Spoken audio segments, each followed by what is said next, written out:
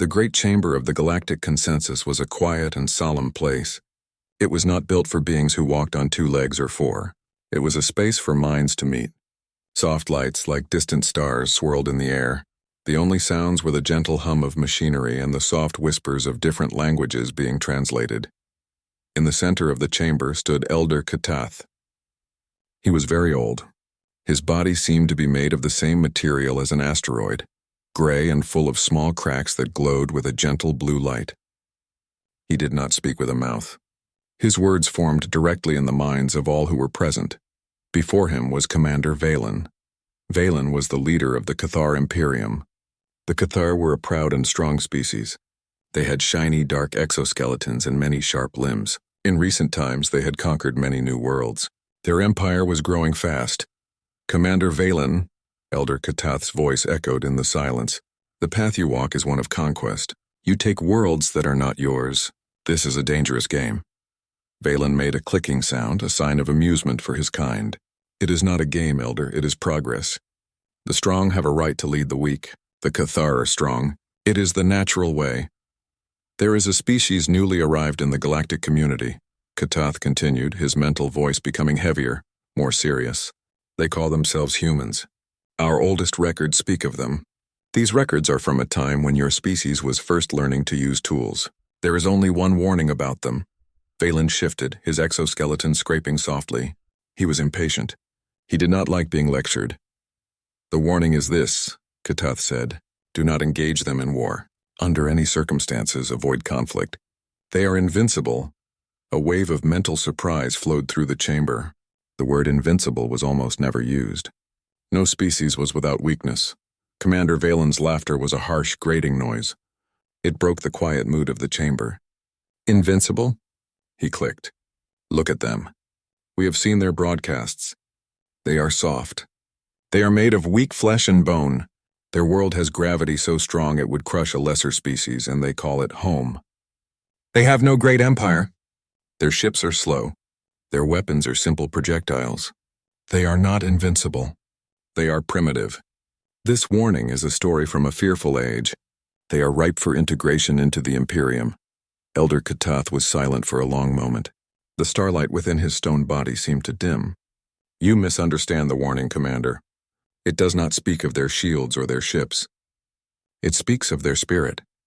To fight them is to try and hold back the tide. You will only drown. We shall see, Valen said, his tone full of pride. My next fleet deployment will be to their border. We will see how invincible they are. The meeting ended.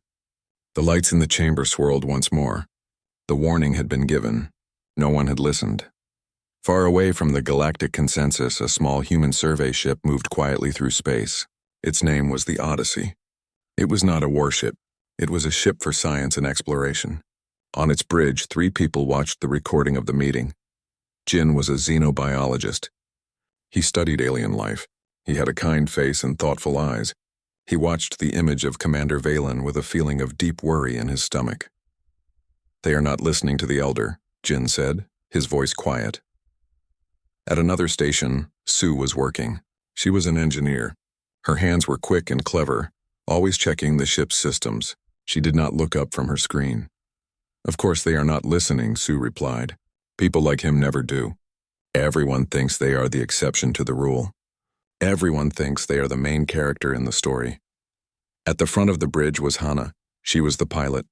She guided the Odyssey with smooth, confident movements through a beautiful and dangerous nebula of purple and blue gas. She had been listening. Do you think it's true? Hannah asked. What the Elder said? That we are invincible? Jin smiled a little, but it was a sad smile. I think words like that are dangerous. We can be hurt. We can die. We are not made of stone like the Elder. Maybe it doesn't mean our bodies, Sue said, finally looking up. She tapped her temple. Maybe it means something else. Our history is just one long story of getting knocked down and getting back up. Again and again. That's a nice thought, Jin said. But a nice thought won't stop a Cathar plasma cannon. The Odyssey continued its journey. It was their job to map this lonely sector of space, to look for signs of life or useful resources. It was peaceful work. They felt very small and very alone in the vast darkness. Days passed. Jin studied the data they collected on a gas giant. Sue repaired a faulty oxygen recycler. Hana navigated through a field of asteroids. It was a normal, quiet routine. Then, an alarm beeped softly on Hana's console. "Strange," she said. "I am getting an energy signature.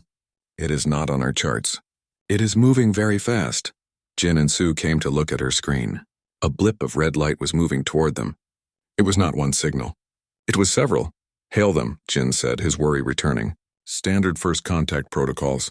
Hana opened a communication channel. "Unidentified vessels, this is the human survey ship Odyssey. We are on a peaceful mission.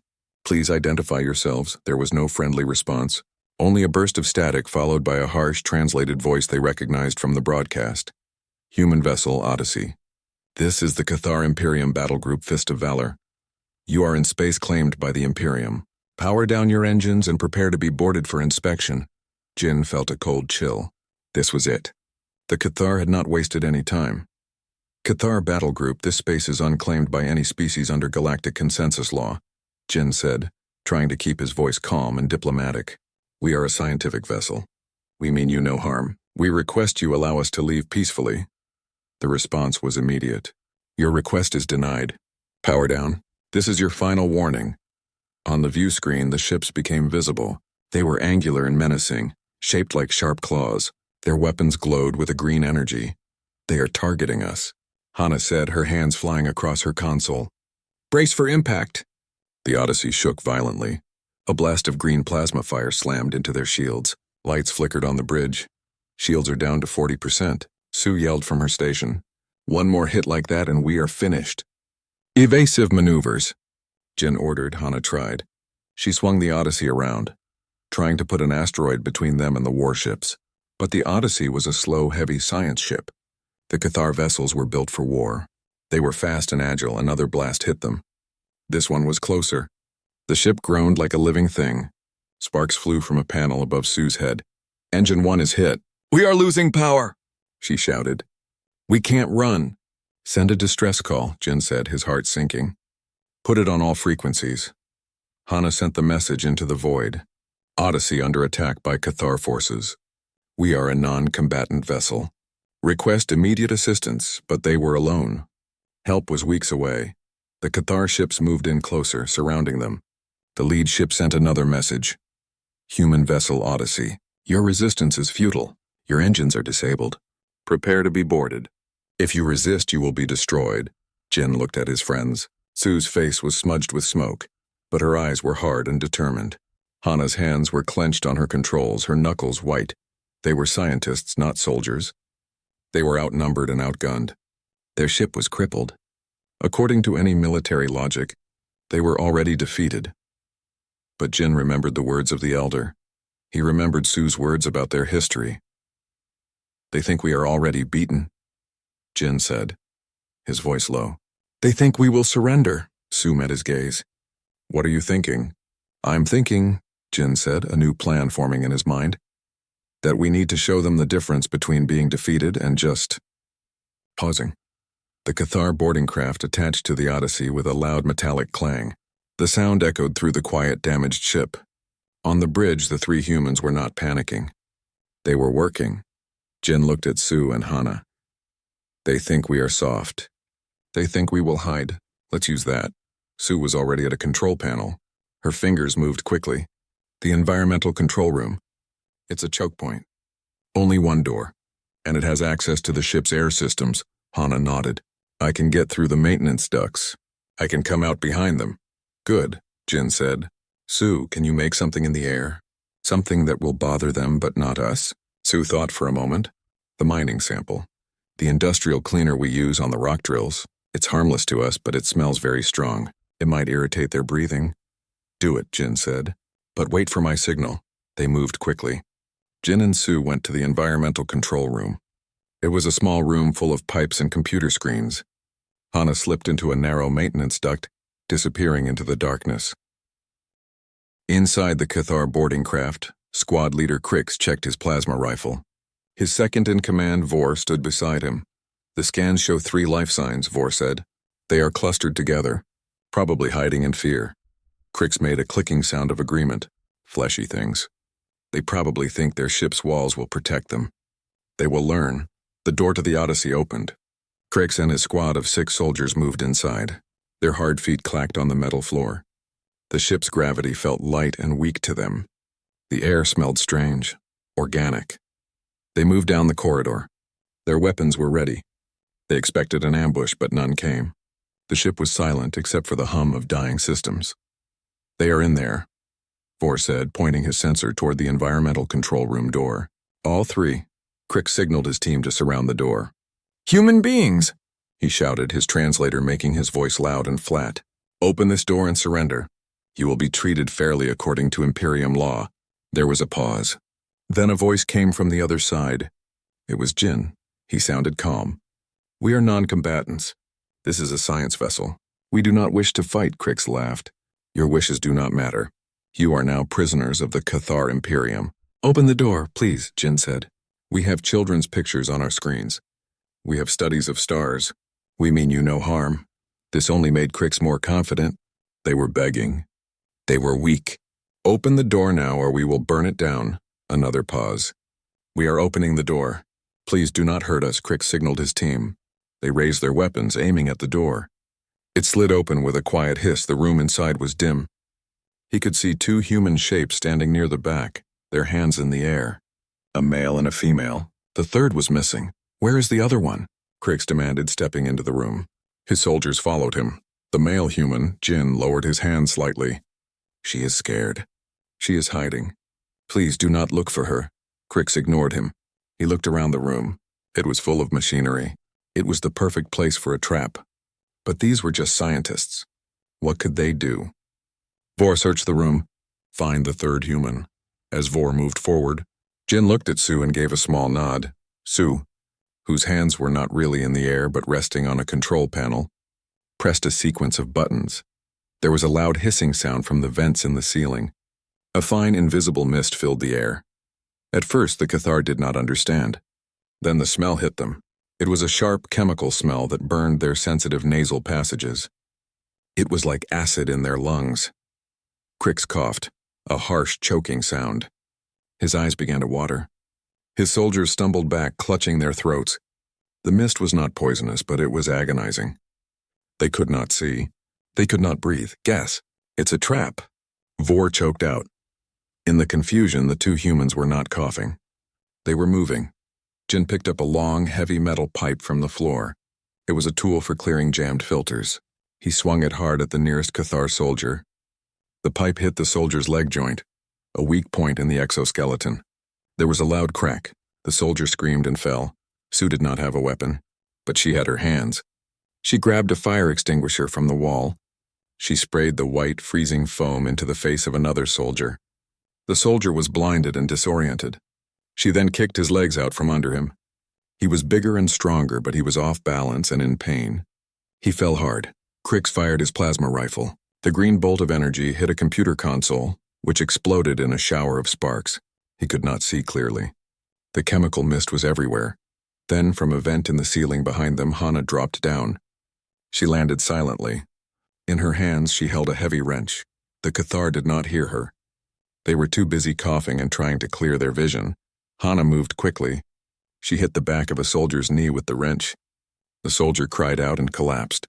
She then grabbed his plasma rifle before he could react. She was not a soldier, but she was smart. She had seen how they held it. She pointed it at the ceiling and fired. The loud blast and the flash of green light got everyone's attention. "Stop," Hana yelled. "The next one goes into your commander." The remaining Cathar soldiers froze. They looked at their squad leader, Crix, who was still trying to rub the pain from his eyes. Jin stood over the soldier he had hit. Sue stood with the fire extinguisher ready. Hana held the plasma rifle, her aim steady. 4 of the 6 Cathar soldiers were on the ground, moaning in pain. The other 2 looked unsure. They had expected an easy capture. They had not expected a fight. Crix finally got his breathing under control. The mist was clearing. He looked at the humans with pure hatred. You tricked us," he spat. "You gave us no choice," Jin said, his voice still calm. "We asked you to leave us alone. You did not listen." "You have damaged Cathar soldiers," Crix said. "This is an act of war." "No," Jin said. "This is an act of survival. You are the ones who started the war. We are just finishing it." Crix looked at his defeated squad. He was humiliated. He was a warrior, defeated by scientists with a pipe and a fire extinguisher. "What are you going to do with us?" Boar asked, holding his injured leg. Jin looked at his friends. They had won this small fight, but they were still in great danger. "We are not going to kill you," Jin said. "That is not who we are. We are going to give you a message for your commander." He walked over to Crix. He stood very close. The Cathar soldier was taller and looked stronger. But Jin was not afraid. "Tell Commander Valen what happened here," Jin said, his eyes locked on Crix's. "Tell him you found us. Tell him we fought back. Tell him we used your own pride against you. And tell him this was just 3 of us on a broken science ship. Imagine what will happen when he meets millions." Crix said nothing. He just stared. "Now," Jin said, stepping back, "you will take your wounded and go back to your ship. You will leave this sector. If you try to attack us again, we will not be so kind." It was a bluff. The Odyssey was still crippled. They had no other tricks. But the Cathar did not know that. Slowly, the Cathar soldiers who could still walk helped their injured comrades. They limped out of the environmental control room and back toward their boarding craft. They did not look back. When the door closed behind them, Hana lowered the plasma rifle. Her hands were shaking. Sue let out a long breath. That was too close. Jin leaned against the wall. He felt very tired. It is only the beginning. They will be back. And they will be angrier. On the Cathar battlecruiser, Commander Valen received the report from squad leader Crix. He listened in silence. His rage grew with every word. When Crix finished, Valen spoke in a quiet, dangerous voice. "You were defeated by 3 unarmed scientists?" They used a chemical weapon, Commander, and they knew the ship." "They were clever." Valen slammed his fist on the console. "They are animals. They have no honor. They tricked you." He stood up and paced the room. "This changes nothing. It only proves they are dangerous and cannot be trusted. We will not be tricked again. We will not board their ships. We will destroy them from a distance." He turned to his communication officer. "Send a message to the High Command. Tell them the humans have shown hostile intent. They attacked our boarding party without cause. We are authorized for a full military response." The officer looked unsure. "Commander, the Elder's warning. The Elder is a fool," Valen shouted. "The humans are not invincible. They are tricky and they fight without honor. That is all. We will crush them with pure force. They will learn what it means to defy the Cathar Imperium." He looked out the viewport at the stars. His plan was set. He would not make the mistake of taking prisoners again. The next time he met humans, he would show no mercy. He would wipe them out. He did not understand. The warning was not about weapons or tricks. It was about spirit, and he had just seen a small piece of that spirit. He had seen it, but he had not understood it. He thought the humans had won through deception. He did not see that they had won because they refused to give up. They refused to be victims. They used what they had. They fought back, and that was a power he could not comprehend. Create more chapters, headings, or parts numbers in each par. The crippled Odyssey drifted for days. Jin, Sue, and Hana worked without rest. They used every spare part, every piece of wire, every bit of their knowledge. Slowly, they brought their wounded ship back to life. The main engine was still dead, but Sue managed to get the secondary thrusters working. They could not go fast. They could not jump between stars. But they could move. "We are like a bird with a broken wing," Hana said, guiding the ship slowly away from the battle site. "We can glide, but we cannot fly." Jin looked at the star charts. "We need to get a warning to someone. To anyone. The Cathar will not stop. They will attack a human world next." He was right. On the Cathar command ship, Commander Valen was making his plans. He was angry and humiliated. The story of the failed boarding action had spread among his crew. He could see it in their eyes. They doubted him. He needed a victory. A big one. He chose a target. A human colony world named Elysium Prime. The records showed it was a farming world. A soft target. The people there were growers of food, not fighters. It was perfect. "We will show them true power," Valen told his officers. "We will land our troops. We will take their capital city in one day. The humans will see our strength and they will surrender. The myth of their invincibility will be broken forever." His fleet moved. Dozens of warships jumped through space. They appeared in the Elysium Prime system without warning. On the surface, it was a calm morning.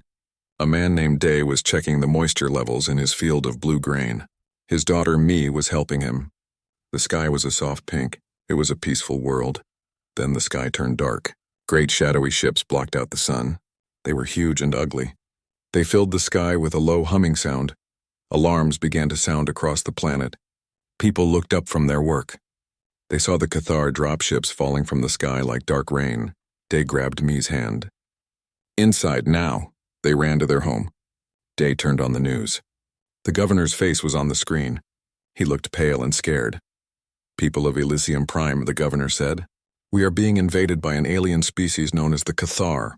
They demand our immediate surrender. They say we must give them all our food and our land.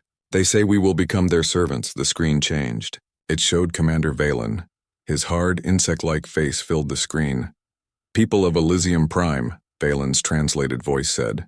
"You have seen our power. Do not resist. Lay down your weapons. Assemble in your towns. We will arrive to collect you. Resistance is useless." Day turned off the screen. He looked at his daughter. He looked at his farm. This was his home. He had built it with his own hands. "We have no army," Mi said, her voice small. "What can we do?" Day thought for a moment. "We are farmers, Mi. We know this land. We know how to work, and we know how to fight when we have to." He went to an old storage shed. Inside, next to bags of seed, was a hunting rifle. It was old, but it worked. He also had tools. Sharp tools for cutting. All over the planet, other people were having the same thought. They were not soldiers. They were engineers, teachers, cooks, and farmers. But they were all humans, and this was their home. The Cathar landing was perfect. Their troops marched out in perfect lines. They wore heavy armor and carried plasma rifles. They expected to see crowds of people waiting to surrender. They expected fear. The capital city, First Hope, was silent. The streets were empty. The Cathar commander on the ground, Sub-Commander Rax, was confused. "Where are they?" "They should be here," his scout reported. "The city is empty, sir." "They have all left." "Left? Where did they go?" "We do not know." "Into the hills." "Into the forests." Rax was annoyed. This was not part of the plan. He could not conquer an empty city. "Send out patrols, find them. Bring them back." The Cathar patrols moved into the countryside. They were confident. They had advanced weapons and sensors. The humans had nothing. Day and Mi watched from a ridge overlooking their farm. They saw a group of 5 Cathar soldiers walking through their field. The soldiers were kicking over the plants, looking for people. Day had set up a few surprises. He had taken some fertilizer from his shed. He knew how to make things explode. He had buried a small charge near the water pump. He looked at Mi. "When I say push that button." Mi nodded, her face serious. The Cathar soldiers stepped closer to the water pump. Day gave the signal. Mi pushed the button. There was a loud boom. Dirt and water flew into the air. The Cathar soldiers were thrown to the ground. They were not badly hurt, but they were shocked and covered in mud. Before they could get up, Day fired his rifle. He did not aim at the soldiers. He aimed at the ground near them.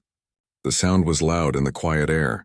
The Cathar soldiers, confused and disoriented, fired their plasma rifles wildly. They shot at the trees. They shot at the sky. They could not see an enemy. Day and Mi slipped away into the woods. They had not killed anyone, but they had sent a message. "You are not welcome here." All over the planet, similar things happened. A Cathar patrol would have their vehicle break down. The engine would be full of sticky grain. Another patrol would fall into a pit covered with leaves. The pits were not deep, but they were embarrassing. The humans did not fight a war of battles. They fought a war of annoyance. They were like flies that you could not swat. They were always there, always watching, always causing small problems. Days turned into weeks. The Cathar held the cities, but the cities were empty and useless. They controlled the spaceports, but no ships came or went. They were an army occupying nothing. Their soldiers were tired. They were not fighting an enemy they could see. They were fighting a planet. The high gravity made their legs ache. The strange plants gave them rashes. The water made their stomachs sick. Sub-Commander Rax reported to Valen. "Commander, we have a problem. The humans will not fight us. They hide. They sabotage our equipment. They poison our water supplies with rotten food. My men are exhausted and frustrated." Valen was on his ship watching the reports. He was furious. They are farmers. How can they defeat the mighty Cathar army? It is not a defeat, Commander. It is a stalemate. We are here, but we are not winning. We are just staying. Meanwhile, the Odyssey finally reached the edge of the Elysium Prime system. They could not go down to the planet, but they could listen. Jin, Su, and Hana listened to the radio signals from the surface. They heard the confused reports from the Cathar. They heard the quiet, determined messages from the human resistance. They didn't conquer a planet, Hana said, a smile on her face. They just moved into a house that is falling apart around them. Su was looking at the energy readings. Their ships are using a lot of power just sitting there. And look, their ground vehicles are breaking down. The humans are using the environment against them. The mud, the plants, the gravity. Jin listened to a recording. It was a Cathar soldier talking to his family. He sounded tired and homesick. I hate this place, the soldier said. The air smells wrong. The food is bad. I just want to go home. Jin turned off the recording. This is what the elder meant. It is not that we cannot be beaten in a battle.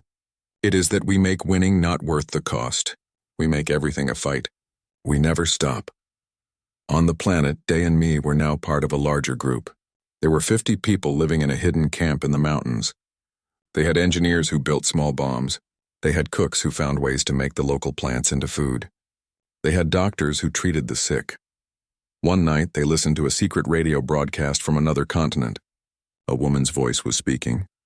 They think they have won because they stand in our cities, the voice said.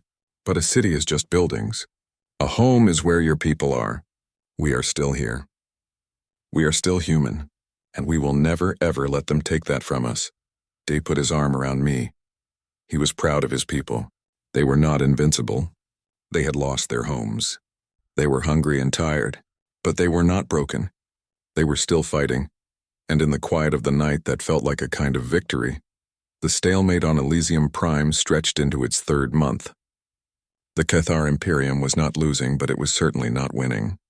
It was stuck. Commander Valen paced on the bridge of his flagship.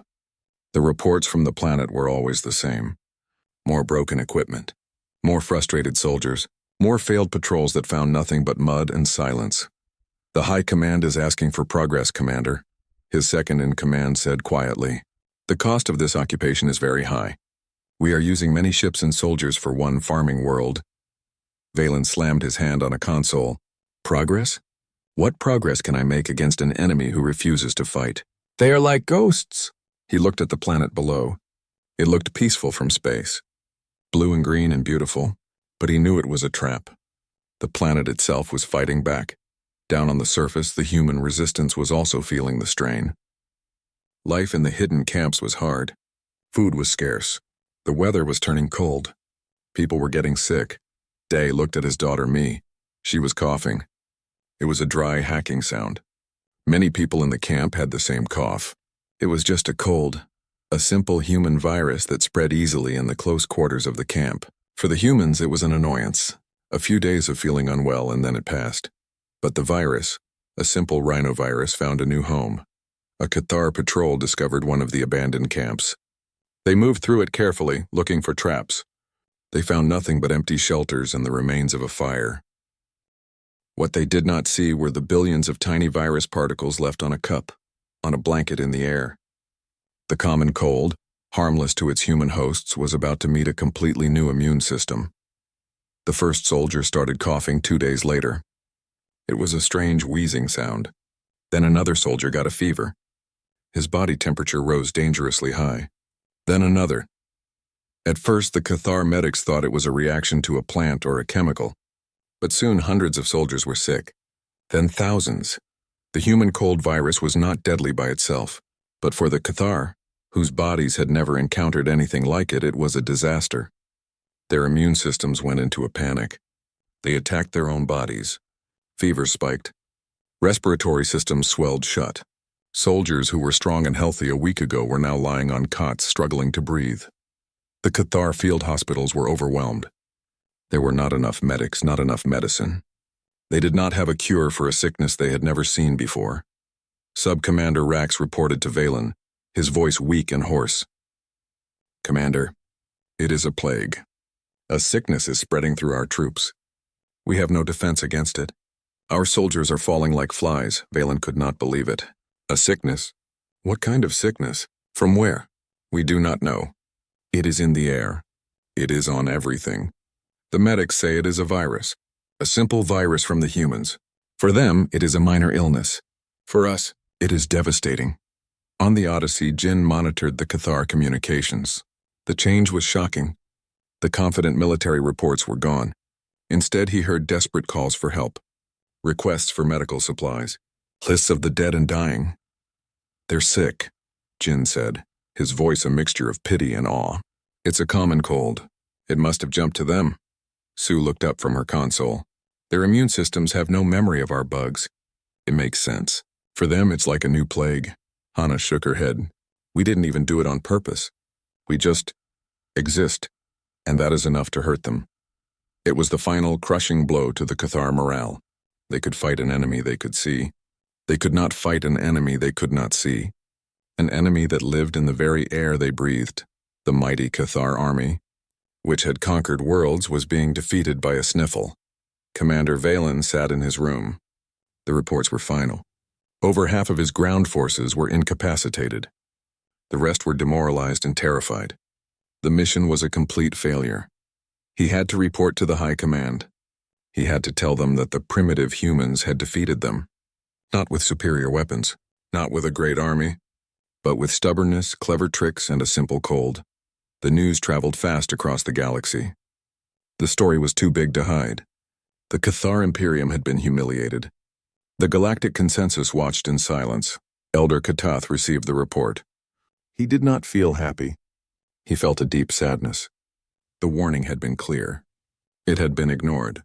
Now many had suffered because of one commander's pride. On Elysium Prime, the humans saw the Cathar ships begin to leave. The great warships turned and jumped into space one by one. They were abandoning the planet. They were going home. Day and me stood on the ridge watching the last ship disappear. The sky was clear again. It's over? Mai asked, her cough almost gone. For now, Day said. He put his arm around her. They are leaving. We held them off. People began to come out of the forests and the mountains. They returned to their cities and their farms. Their homes were damaged, but they were still standing. They started to clean, to repair, to rebuild. The victory was not clean or happy. Many humans had died. The planet was scarred. But they were free. They had not surrendered. The Odyssey, its engines finally repaired enough for a slow journey, set a course for the nearest human outpost. Jin, Sue, and Hana were quiet. They had seen the full meaning of the Elder's warning. They thought Invincible meant we had a superweapon, Jin said, looking at the stars. They were wrong, Sue nodded. It means we are hard to kill, and we are very, very good at making sure that anyone who tries has a very bad time. Hana piloted the ship. They wanted a war of soldiers and ships. We gave them a war of farmers and engineers and germs. We changed the rules. Back on the Cathar homeworld, Commander Valen stood before the High Command. He was no longer proud. He was broken. The humans, he began, his voice empty. They do not fight like we do. They use everything. Their tools, their land, their own bodies. To fight them is to fight the universe itself. It is exhausting and you cannot win. The leaders of the Imperium listened. They finally understood. The humans were not invincible because they could not be hurt. They were invincible because they always found a way to get back up. And when they got back up, they brought the whole world with them. The galaxy had learned a new fear. It was not the fear of a powerful enemy. It was the fear of an enemy who would never ever stop. An enemy who could turn a farmer's field and a simple cold into weapons that could break an empire. The lesson was over. The warning had been proven true. No one would ever make the same mistake again. The great chamber of the Galactic Consensus was silent. It was a heavy, waiting silence. The swirling light seemed to move more slowly. Every species was represented. They had all heard the stories from Elysium Prime. They had all seen the reports of the Cathar retreat. In the center of the chamber stood Jin. He wore a simple, clean uniform. He looked small and alone before the gathered aliens, but his back was straight and his eyes were calm. Sue and Hana stood nearby, watching him with quiet pride. Across from him stood Commander Valen. But he was not the same proud warrior. His exoskeleton seemed dull. He stood with his head bowed. He was a broken symbol of a failed war.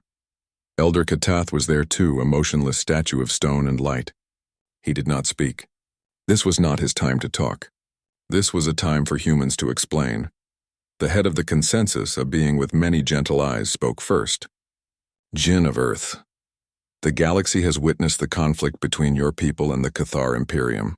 We have seen the outcome. Many questions remain. Will you speak for your species? Jinn nodded. I will. He looked around the chamber. He saw fear in the eyes of some delegates.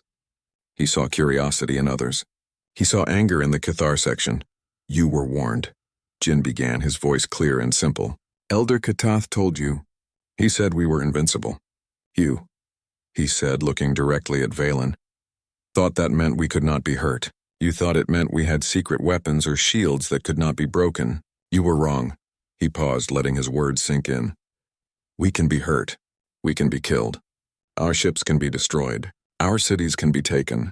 We feel pain and fear, just like you. He gestured to a large screen. It showed images from Elysium Prime. It showed farmers with simple tools. It showed engineers fixing broken machines. It showed people sharing food in the hidden camps. Invincibility does not mean an unbreakable shield, Jinn said. It means an unbreakable will. It is the stubborn refusal to ever accept defeat. He changed the image. It showed the Cathar soldiers, sick and tired in their camps. You came to our world with soldiers and ships. You wanted a war of armies. We did not have an army. So we gave you a different war. A war of farmers. A war of engineers. A war of stubborn people who just wanted to be left alone in their homes. He looked at Valen again. You thought you had won when you landed in our cities. But you were not fighting for our cities. You were fighting for our spirit. And you cannot conquer a spirit with plasma fire. Valen finally looked up. His voice was a rough whisper. You used tricks. You used sickness. You have no honor. Jinn's voice became harder. Honor? You attacked a ship of scientists. You invaded a world of farmers. You speak of honor when you came to enslave us? We used what we had. We used our knowledge of the land. We used our tools. We survived. That is our honor. The honor of the living. The chamber was utterly still. No one disagreed. The sickness was not a weapon we made. Jinn continued, his tone softening slightly. It was just a part of us. A common cold. You see, that is the other thing you did not understand. To fight humanity is not just to fight our soldiers. It is to fight our history. It is to fight every disease we have ever survived, every winter we have ever endured, every disaster we have ever rebuilt from. Our very bodies are a record of survival. You were not prepared for that. He turned back to the entire consensus. The elders did not caution you about our weapons. They cautioned you about our nature.